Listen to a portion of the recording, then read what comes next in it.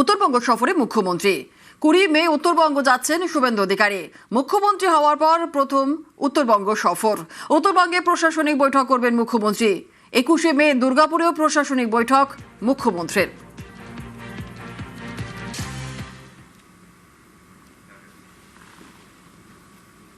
নানুরে জরিমানার টাকা ফেরত। 21-এর ভোট পরবর্তী অশান্তিতে জরিমানা। বিজেপি নেতা কর্মীদের জরিমানা তৃণমূলের। ঘরছাড়া করার পাশাপাশি দোকান ভাঙচুর। পরিবর্তনের পর এবার টাকা ফেরত তৃণমূলের।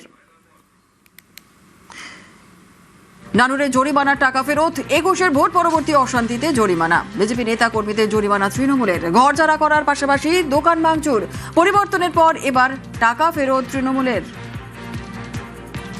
2021-এ ভোট পরবর্তী হিংসার পরে সিয়ান হসপিটালের যে সমস্ত বাসিন্দা আছে তাদের কাছ থেকে বাড়ি ঢোকানোর বিনিময়ে টাকা নিয়েছে। সব সাধারণ মানুষ তাদেরকে শুধুমাত্র বিজেপির করার জন্য কারোর কাছে 1 লাখ, কারোর কাছে 1,30,000, কারোর কাছে 1,40,000 এইভাবে টাকা নিচ্ছে। আমাদের অন্যায়, আমরা বিজেপি করেছি। যারা টাকা তুলতে এসেছিল এখানে, আজকে তারা সেই যার অর্থ ছিল, যে যার কাছে নিয়েছিল সেই টাকা ফেরত দিয়েছে।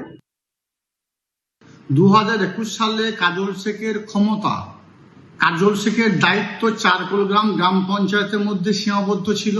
স্বভাবতই তৎকালীন সময়ে যদি কঙ্কালীতলা গ্রাম পঞ্চায়েতে কোনো ধরনের বিশৃঙ্খলা, কোনো ধরনের দুর্ঘটনা, কোনো ধরনের অপ্রীতিকর ঘটনা ঘটে থাকে বা কেউ কারো কাছ থেকে যদি টাকা নিয়ে থাকে বলপূর্বক, জোরপূর্বক, তাহলে সেই বিষয়টা আমার জানার কথা নয়।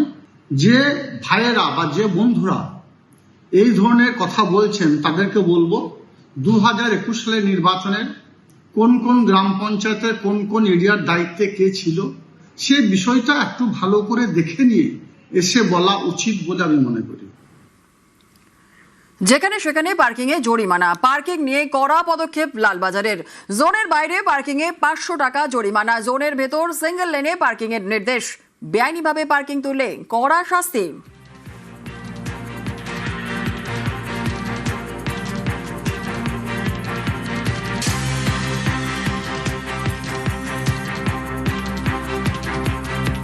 Urban development and municipal affairs থেকে আজকেই নোটিশ দিচ্ছি, রাস্তার দুপাশে পার্কিং অবৈধভাবে রাখা হয়। সারা পশ্চিমবঙ্গ জুড়ে যেদিকে পার্কিং সেখানেই গাড়ি থাকবে, যেদিকে পার্কিং করার কথা নয় সেদিকে কোনো গাড়ি থাকবে না। তাতে মানুষের সুবিধা হবে, মানুষের যাতায়াত করতে অনেক অসুবিধা হচ্ছে। সুতরাং এই ইনস্ট্রাকশন আমাদের দপ্তর থেকে দেওয়া হয়েছে। নেক্সট যেটা দেওয়া হয়েছে সেটা হচ্ছে বিভিন্ন জায়গায় ফেক পার্কিং স্লিপ নিয়ে তৃণমূলের ক্যাডার এবং অন্যান্য মানুষ তারা টাকা তুলেছে।